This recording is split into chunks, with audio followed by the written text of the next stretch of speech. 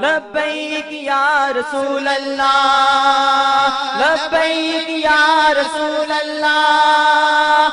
سنو حضور کا ایک فرمان سیدنا علی المرتضیٰ سے مروی ہے، میرے حضور نے فرمایا جو اللہ کے دیے گئے تھوڑے رزق پہ راضی ہو گیا، اللہ قیامت کے دن اس کے تھوڑے عملوں پہ راضی ہو جائے گا کہ میرے بندے تو بندہ ہو کے راضی ہے، میں تو پھر رب ہوں۔ تو یہ کتنا اچھا سودا ہے، اس پہ راضی ہو جانا۔ دکھوں کو ختم یہی چیز کرتی ہے۔ بندہ رب پہ راضی ہونا سیکھ لے تو جہاں بندہ ہوگا وہیں خوش ہوگا، اور راضی ہونا نہیں سیکھے گا تو کھرب پتی بھی ہوگا، نفس کی کمینگی ختم نہیں ہوگی۔ تو پھر اس پہ راضی رہنے کا فن سیکھنا چاہیے، اور یہ فن ملتا کہاں سے ہے؟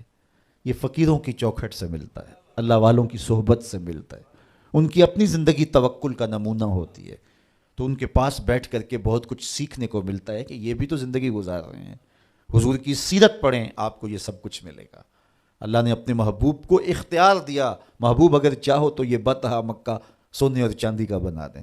تو حضور کیا کہتے ہیں؟ ایک دن کھانا دینا، ایک دن فاقہ دینا۔ جس دن کھانا ملے گا تیرا شکر کروں گا، جس دن فاقہ ملے گا صبر کروں گا۔ تو اللہ کے حضور عجز، اللہ کے حضور رضا، یہ بہت بڑی دولت ہے۔ اگر نصیب ہو گئی تو سمجھو زندگی سوکھی ہو گئی، ورنہ ساری زندگی دھوڑی ختم نہیں ہوتی ہے، بھاگم باغ لگی رہتی ہے، اور ہر وقت جو ہے وہ مشکل جان نہیں چھوڑتی۔ لیکن جو اس پہ راضی رہنے کا فن سیکھ جاتا ہے تو وہی باکمال شخص ہوتا ہے، اور اسے ہی طمانیت کی زندگی ملتی ہے، اور اسے ہی قرار کا سودا نصیب ہوتا ہے۔ شاہ جہاں راوی کے کنارے ٹہل رہا تھا تو اس نے دیکھا کہ وہاں ایک فقیر ریت پہ سویا ہے، تو اس نے اس کو کہا کہ بابا زندگی کیسی گزر رہی ہے؟ اس نے دیکھا اور مسکراتے ہوئے کہا کچھ تو تیرے جیسی گزر رہی ہے، کچھ تیرے سے بہتر بھی گزر رہی ہے۔ تو بادشاہ کو بڑی حیرت ہوئی، اس نے سمجھا یہ مجھے پہچانا نہیں۔ فقیر کو کیا پتہ ہے شہنشاہ کیا ہوتے ہیں۔ اس نے کہا تم مجھے پہچانا نہیں؟ کہا تم شاہ جہاں ہو نا، بر صغیر کے بادشاہ ہی ہو نا؟ کہا ہاں ہاں۔ تو پھر تم نے کیسے کہہ دیا کہ کچھ تیرے جیسی کچھ تیرے سے بہتر؟ میرے جیسی زندگی کا تصور نہیں ہو سکتا، اور تم بہتر کی بات کر رہے ہو۔ محلات کی زندگی دیکھی ہے تم نے؟ شاہی خدمت گزاروں کے رنگ دیکھے ہیں؟ آبنوسی جو ہے وہ پنکھیوں پر خادماؤں کے انداز دیکھے ہیں؟ تمہیں کیا پتا کہ شاہی زندگی کیسے ہوتی ہے؟ کہا بادشاہ جب رات پڑتی ہے اور تو مخملی اور خوبصورت بستروں پہ سوتا ہے، پھولوں کی لگی ہوئی سیج پہ لیٹتا ہے، میں اس ریت پہ سو جاتا ہوں، اور جب نیند آ جاتی ہے تمہیں بھی خبر نہیں ہوتی کہاں پڑا ہوں، خبر مجھے بھی نہیں ہوتی۔ اس وقت میری اور تمہاری زندگی ایک جیسی گزر رہی ہوتی ہے۔ تو کہا میرے سے بہتر؟ کہا جب سحری کا وقت ہوتا ہے تم سو رہے ہوتے ہو، میں اٹھ کے اس سے لو لگا دیتا ہوں، یہ میرا وقت تیرے سے بہتر گزر رہا ہوتا ہے۔ تو جب انسان اس پہ راضی ہو جائے تو پھر اس کو زندگی گزارنے کا مزہ آتا ہے۔ بات لمبی نہ ہو تو سب سے قیمتی اثاثہ جو ہمیں دیا گیا ہے وہ ایمان ہے۔ اللہ تعالیٰ کا شکر ہے، ہم بڑے غریب ہوں گے، ہم میں سے بہت سارے لوگ مقروض بھی ہوں گے، بہت سارے لوگ ایسے ہوں گے جن کا ذاتی گھر نہیں ہوگا، کرائے پہ رہتے ہوں گے، بہت سارے لوگوں کے کندھوں پر بیٹیوں کی شادیوں کا بوجھ بھی پڑا ہوگا کہ اتنی بڑی ذمہ داریاں ہیں، میں نے ان کو نبھانا ہے۔ بہت سارے لوگ کاروباری پیچیدگیوں میں پھنسے ہوں گے، بہت سارے لوگ بیماریوں میں مبتلا ہوں گے، آپ میں سے بہت سارے لوگ مقدمات کی مشکلات میں بھی ہوں گے، دیگر دکھوں میں ہوں گے، اپنوں بیگانوں کی بے وفائیوں کے صدمے بھی ہوں گے، داغ بھی ہوں گے، بہت کچھ ہوگا۔ لیکن یہ ساری پریشانیاں ایک طرف، اس بات کا شکر ادا کیجئے اللہ نے ہمیں ایمان کا نور عطا فرمایا، ہمارے سینے ایمان کے نور سے خالی نہیں ہیں۔ میرے والد گرامی اللہ ان کی قبر پہ کروڑوں رحمتوں کا نزول کرے، ایک شعر جھوم کے پڑھا کرتے تھے، محمد جانے جانا ہے پیغمبر ہو تو ایسا ہو، رسولوں کی بشارت سے مبشر ہو تو ایسا ہو، امر توقیر کا سب کو موکر ہو تو ایسا ہو، کیا ہم کو غلام ان کا مقدر ہو تو ایسا ہو۔ تو یہ ہمارے بخت کہ ہمیں حضور کا غلام ہونے کی سعادت بخشی گئی۔ قد افلح المؤمنون، فلاح انہوں نے پائی جو اہل ایمان ہیں۔ الذین هم فی صلاتہم خاشعون، یہ وہ خوش نصیب لوگ ہیں جو نماز میں خشوع کرتے ہیں، گڑ گڑاتے ہیں، اللہ کے حضور عاجزی کرتے ہیں، ان کی آنکھیں آنسوؤں کا خراج دیتی ہیں، عجز کرتے ہیں اس کے حضور۔ یہ سعادت مندی ہے، نماز میں خشوع نصیب ہو جانا۔ میرے حضور نے ارشاد فرمایا، جب حضرت جبریل حضور کے پاس آئے اور حضور کی خدمت میں ادب سے بیٹھ گئے تو انہوں نے کچھ سوال پوچھے، تو ان سوالوں میں سے ایک سوال یہ تھا کہ حضور مجھے احسان کے بارے میں خبر دیجیے۔ تو آقا کریم نے ارشاد فرمایا کہ تو اپنے رب کی عبادت اس طرح کرے کہ تو اسے دیکھتا ہے، اور اگر یہ کیفیت پیدا نہیں ہوتی تو کم از کم یہ کیفیت پیدا ہو کہ وہ تمہیں دیکھ رہا ہے۔ تو جب یہ تصور ہوتا ہے کہ وہ ہمیں دیکھ رہا ہے تو پھر حرکات و سکنات مرتب ہو جاتی ہیں۔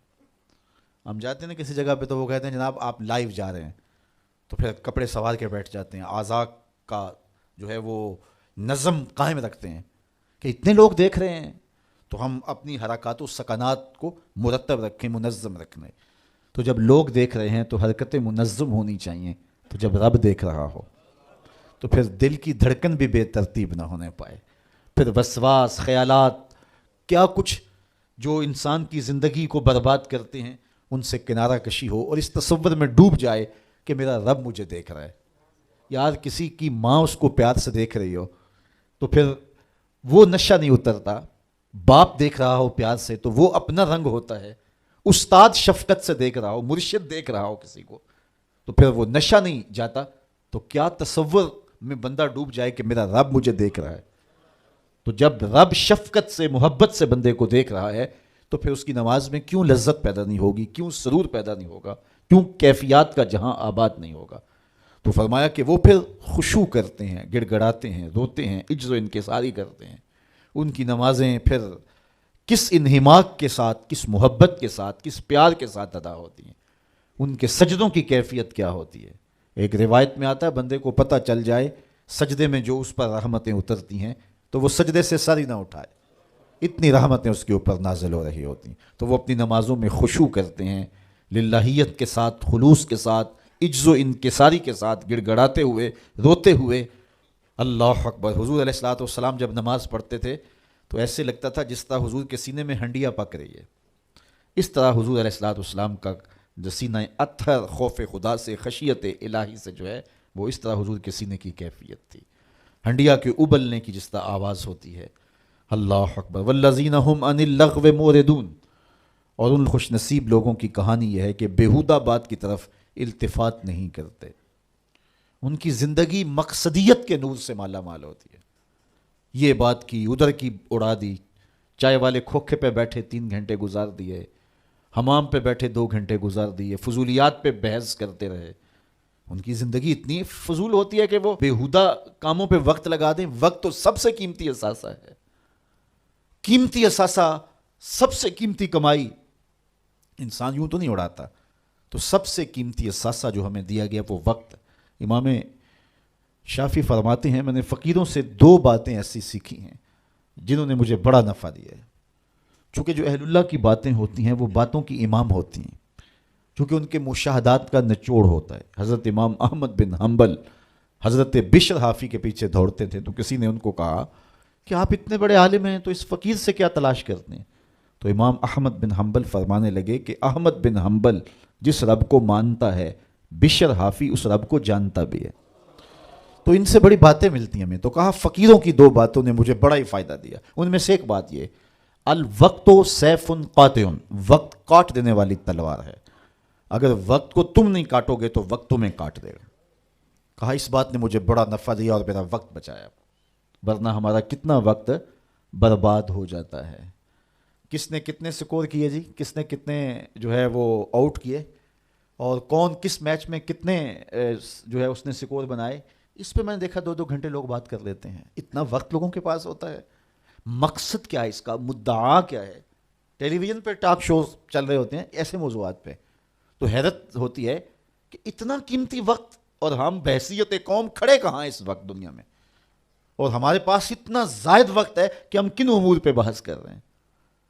کوئی بندہ باہر سے آیا نا تو اس نے دیکھا کہ پھاٹک بند ہے اور لوگ سائیکل سر پہ اٹھا کے، اور موٹر سائیکل بھی جو ہے وہ کسی طرح سے گھسیٹ کے جو ہے وہ ریلوے لائن عبور کر رہے ہیں، تو وہ بڑا متاثر ہوا کہ اتنی ذمہ دار قوم ہے کہ جو گاڑی کے آنے کا انتظار بھی نہیں کرتی، اور ان کو اپنے مقصد پر جانے کے لیے، کام پر جانے کے لیے اس قدر ان کو جلدی ہے کہ یہ سائیکل بھی سر پہ اٹھا کے سڑک عبور کر رہے ہیں۔ تو خیر جب پھاٹک کھلا تو وہ گیا تو دیکھا آگے بندریا کا تماشا لگا تھا، 600 آدمی وہاں کھڑا تھا۔ اس نے کہا اچھا اس کی جلدی تھی سب کو۔ تو ہمارا تو کتنا وقت بندریا کے تماشے کو دیکھتے ہوئے گزر جاتا ہے، جب ہم بحیثیت قوم دنیا میں کہاں کھڑے ہیں تو ہمیں تو اپنے ایک ایک لمحے کی قدر کرنی چاہیے. کاروباری لوگوں کو بھی آگے بڑھنا چاہیے, علماء کو بھی اپنے وقت کی قدر کرنی چاہیے, عوام کو بھی کرنی چاہیے. ہمارے علماء کا بھی حال ایسے ہی ہے, ایسے موضوعات پہ گفتگو کرتے ہیں جو نہ قوم کی ضرورت ہوتی ہے اور نہ ان کی ضرورت ہوتی ہے, لیکن بس وقت ہے کہ ان کے پاس اتنا ہے کہ 3 گھنٹے ایسے موضوعات پہ بات کر جاتے ہیں کہ جس کی قوم کو کس طرح سے ضرورت بھی نہیں ہوتی ہے. تو ہم اپنے وقت کو ضائع کرتے ہیں جو سب سے قیمتی اثاثہ ہے ہمارے پاس. حضرت امام ابو بکر بن داسا کہتے ہیں, میں امام ابو داود سے ملا, یہ جنہوں نے سنن ابی داؤد لکھی ہے, تو کہتے ہیں کہ وہ فرمانے لگے کہ مجھے اللہ کے رسول صلی اللہ علیہ وآلہ وسلم کی 6 لاکھ حدیثیں زبانی یاد ہیں. ان 6 لاکھ احادیث رسول کا میں نے خلاصہ تیار کیا تو میرے پاس رہ گئیں 4000 حدیثیں. پھر میں نے زہد, مناقب, فضائل, قصص اور پچھلی امتوں کے تذکروں پر مشتمل حدیثوں کو الگ کر دیا. جن احادیث سے صرف مسائل شرعیہ کا استنباط و استخراج کیا جا سکتا تھا میں نے ان کو الگ کیا تو میرے پاس رہ گئیں 800 حدیثیں.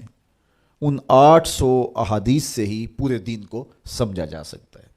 جس طرح کہ قرآن مجید کی آیات میں سے 500 آیات ایسی ہیں جن سے احکام شرعیہ ثابت ہوتے ہیں.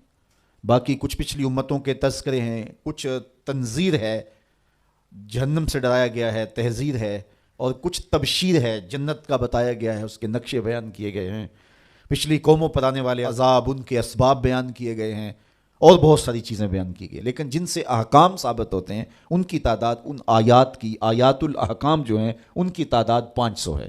اسی طرح لاکھوں احادیث کا خلاصہ جو تیار کیا تو جن احادیث سے احکام کا ثبوت ہوتا ہے اور مسائل شرعیہ کا استنباط و استخراج کیا جاتا ہے ان کی تعداد ہے 800. تو حضرت امام ابو داؤد کہتے ہیں میں ان 800 احادیث کا ایک اور خلاصہ تیار کیا تو میرے پاس رہ گئیں 4 حدیثیں. اور ان 4 حدیثوں کے بارے وہ فرماتے ہیں اساس الاسلام ہیں, اسلام کی جڑ ہیں, اسلام کی بنیاد ہیں. ان میں سے ایک حدیث یہ ہے, من حسن اسلام المرء ترکہ ما لا یعنی ہے, کسی شخص کے اسلام کا حسن یہ ہے کہ وہ ہر بے مقصد کام کو چھوڑ دیتا ہے, ترک کر دیتا ہے. تو جب بے مقصد کاموں کو ہم چھوڑ دیں گے تو ہمارے پاس پھر وقت کا مصرف بڑا خوبصورت ہوگا.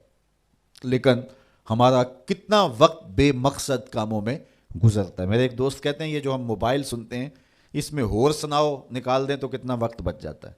بات تو 1 آدھے منٹ کی ہوتی ہے, وہ کہتے ہیں ہور سنا تو کتنا وقت اس میں ہمارا برباد ہو جاتا ہے.